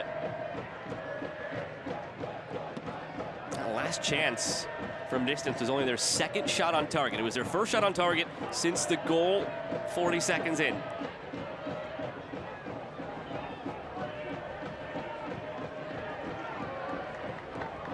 Yamazaki. Tewarataka dispossessed by Antonoglu. It's almost starting to feel like a second might be coming for Las Vegas. Forcing more turnovers, creating more transitional moments. Ochiro. Well done. Yamazaki now bringing it forward. Ochiro commits the foul. You saw Provo put the hands up and take himself out of it. He's on a yellow, Pinzone's on a yellow, Locker's on a yellow. Last thing you want now is to go down the 10 men and give Detroit City even more ammunition and even more momentum. Try and find that equalizing goal. Hoping to find that equalizer at least, and maybe then some, to keep the unbeaten record at home in the regular season. 6-0-1, Detroit City. Vegas coming in off a historic win for the club on the road against San Antonio. One of the top teams in the league, one of the top teams in the Western Conference. Rarely do they lose at home. Rarely do they blow a lead. Vegas was on the road and came from behind in that one. Gave them the confidence coming into today, clearly. Only needed 40 seconds to take another road lead. Go back a few weeks, they went on the road and beat Birmingham. And it was their first road win as a club in over a year. It was something that was weighing on them. It felt like a weight lifted that day, and now they feel like a team who can win anywhere against anyone. And they're 10+ stoppage away from proving that here today. And this second half has been impressive for the Las Vegas Lights, not because of the style of play that they've played, but just that mentality and how clever they've been, slowing the game down, drawing fouls, not allowing Detroit City to get any sort of rhythm, because in that first half, it was all, despite the goal, it was all one-way traffic in favor of Danny Dichio and company. But this side has been really compact defensively. They've been really smart in how. Matez Diouf playing it through, getting it back.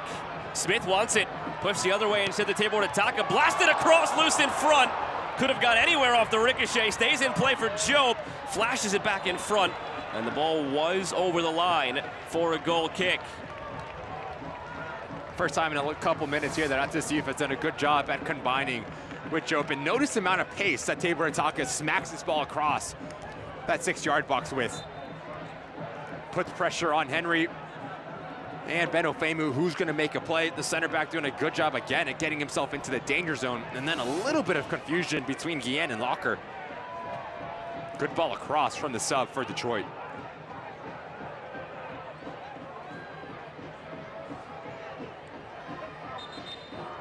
Ends up out as a throw for Vegas.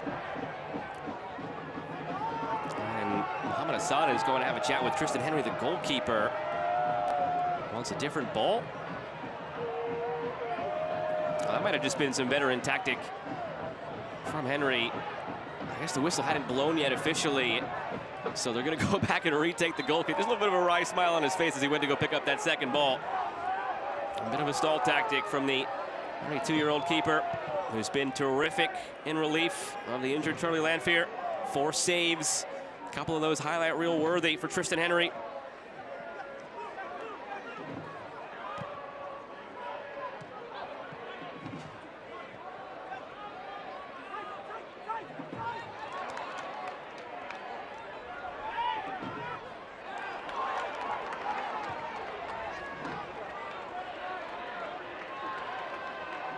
Matez Diouf goes again. He's been a driving force today for Detroit City. Brought down by Ochire, play on. Haruki Yamazaki. Tabor Ataka curling one in. Awkward clearance effort from Guillen. Headed back into the mix. Job waits for the volley and skies it.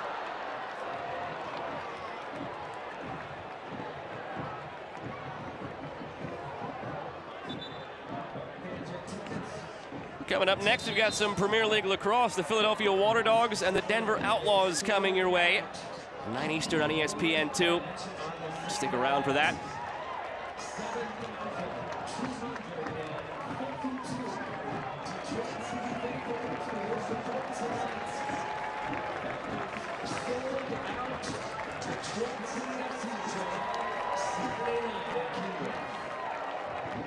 The last couple of changes here for Detroit City and Danny Dichio. Looking to find this equalizer. Matez Diouf and Abdoulaye Diop taken off for Ben Morris and Alex DeLue.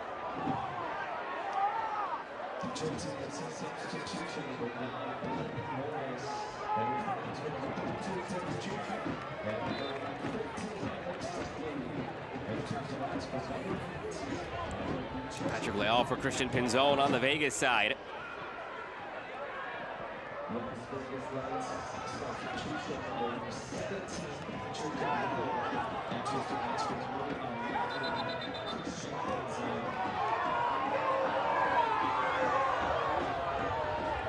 can hear the frustrations from the Detroit City bench. You can see it as well with Danny Dichio.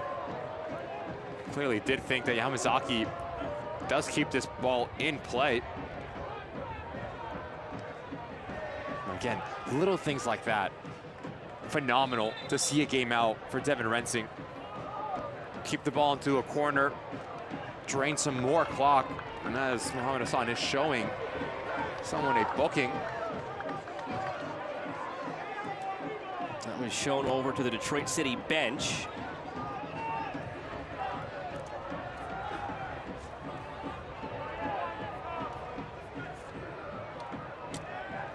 Vegas still looking for the insurance from the corner, back post, contact there. Ball goes wide, goal kick. Famo is arguing with the referee on his way back down the field. He felt he was fouled.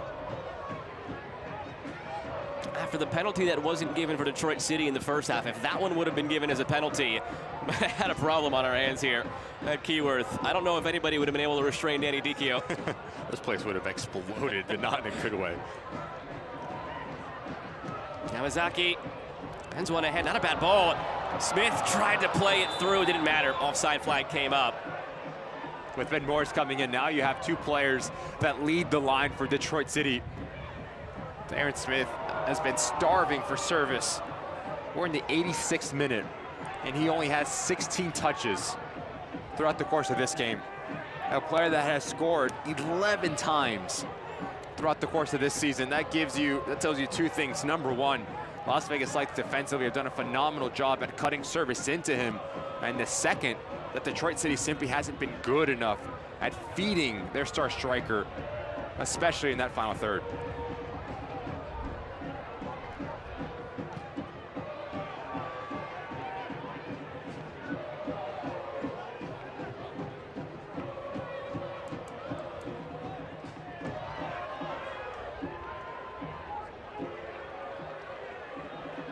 They're in no hurry to get this ball back into play, Las Vegas.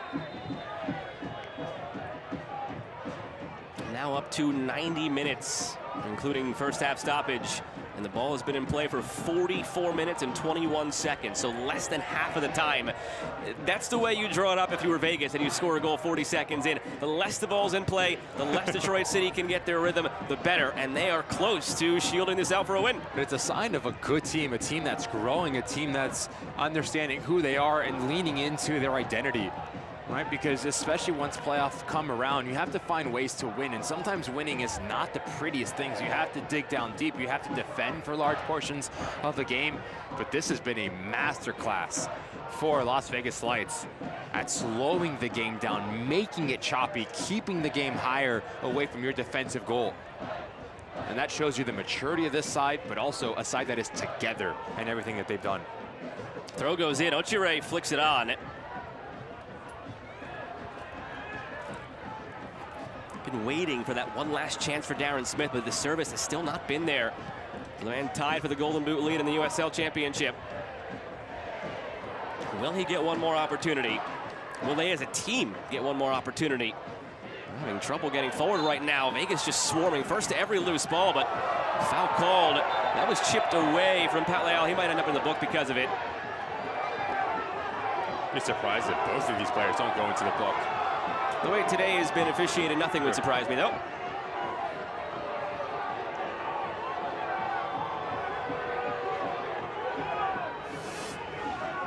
We see a little bit of contact as Mohamed Hassan does whistle. That's a yellow card. That's a booking. See if Mohamed Hassan does show now a yellow. Shows one to Preston Table-Rataka, and he is showing one to Leal. So as you said, one each. Clear frustration from the Detroit City sub coming in and engaging in some contact.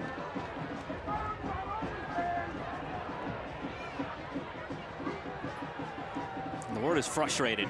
The operating word of this second half. Detroit City have been frustrated with some of the non-calls, with some of the dark arts, with some of their own flaws in this second half, to be fair.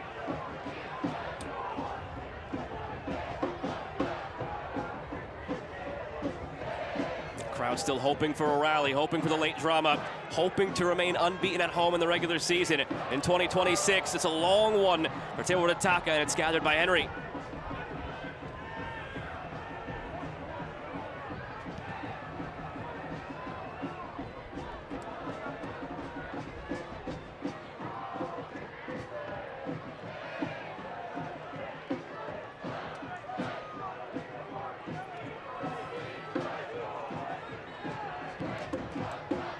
They've not lost since May 30th in any competition.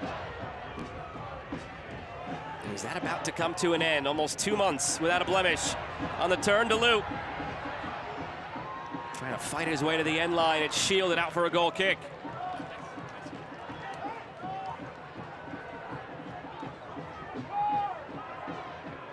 It's a good ball in for Maiden Stanley.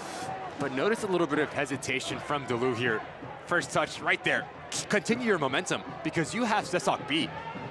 And if you're just a little bit more aggressive, the defender does not have the ability to close himself down and cut down the angle. Those little things, especially when you're high up the field, make a massive difference because you do not have the luxury of time nor space when you get closer to goal.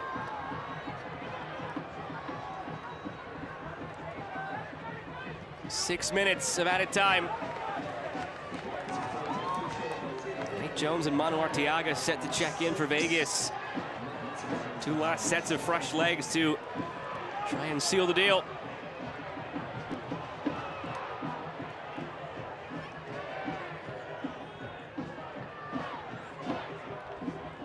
He's really held on to his subs in this one. Devin Rensing, the way things have been going, you don't really want to change the equation rare anymore in this game. Do you see a manager not use the full allotment of 5 substitutions? He was forced with the injury early on, but only 2 subs since, with Anderson and Pinzon coming off. But now reinforcements.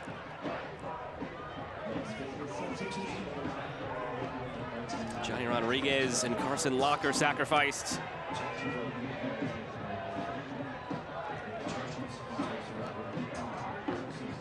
Not only do you bring size on both ends of the field with Arteaga as a number 9, but you also bring more size in defensively. I mean, especially with set pieces. Arteaga, a little over 6 foot. Obviously same as Jones, so 2 big towers that will try to protect this lead.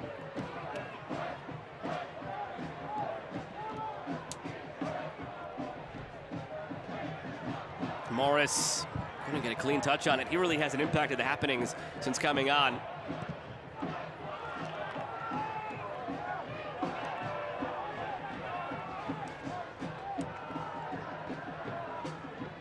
Amu Mensah.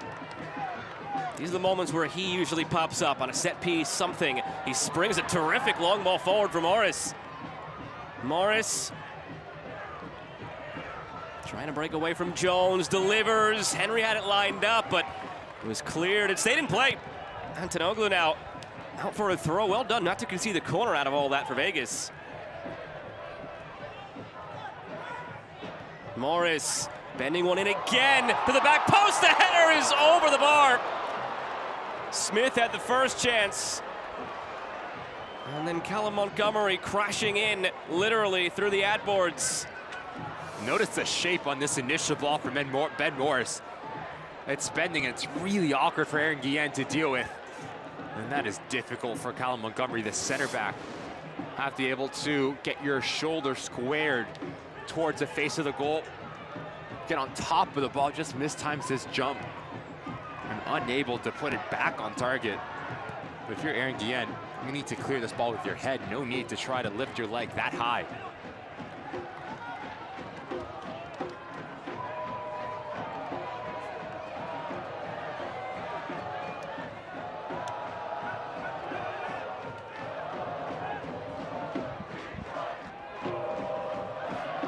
Two and a half minutes remaining of the 6 added.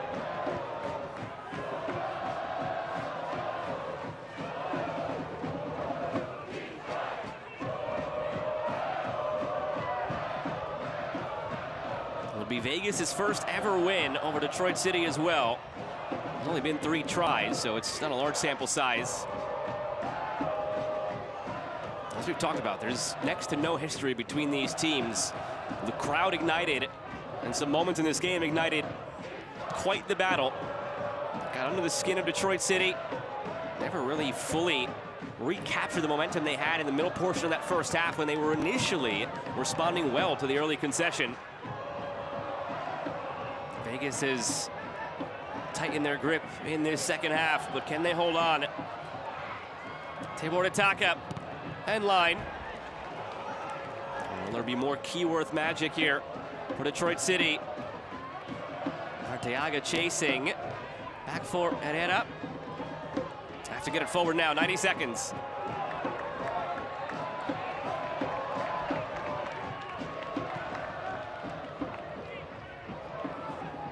Other teams in the Western Conference pulling for a Detroit City goal right now. Well, this one's knotted down and clear, unnecessarily so. It seemed like Henry would have gathered it. I say the Western Conference teams rooting for Detroit City right now. The West is already so bunched up. In these cross-conference matchups, the more points that stay in the East, the better. But we're on the brink of 3 more added to the West. And Vegas jumping from 11th into a tie for 6th.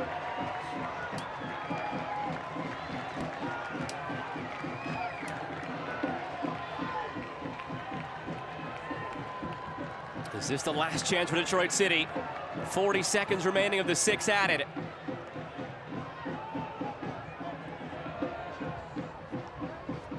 Preston Tabor Ataka curls one in.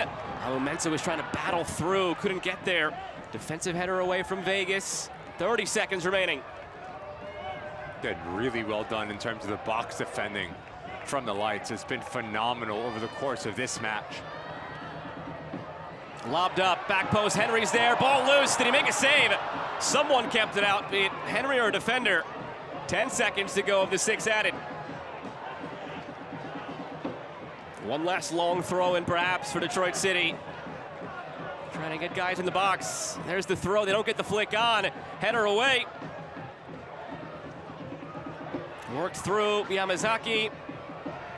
Laid off, blocked, out for a throw, will that be all? Oh, that's Mohamed Hassani lets it play out.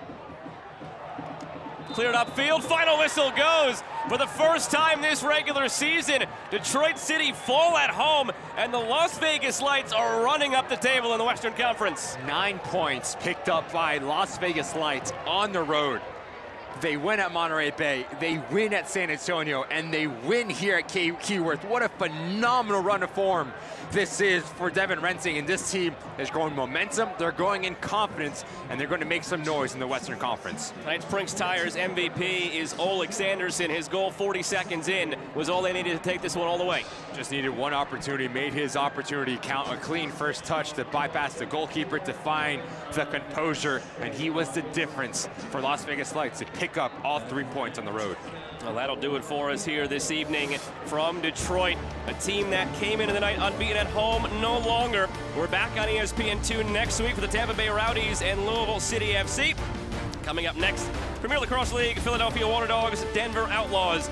Our broadcast partner, Ricky Lopez-Espin, and the crew that makes this possible. I'm Joe Malpa saying so long for now. Las Vegas Lights come on the road and take it 1-0 over Detroit City FC.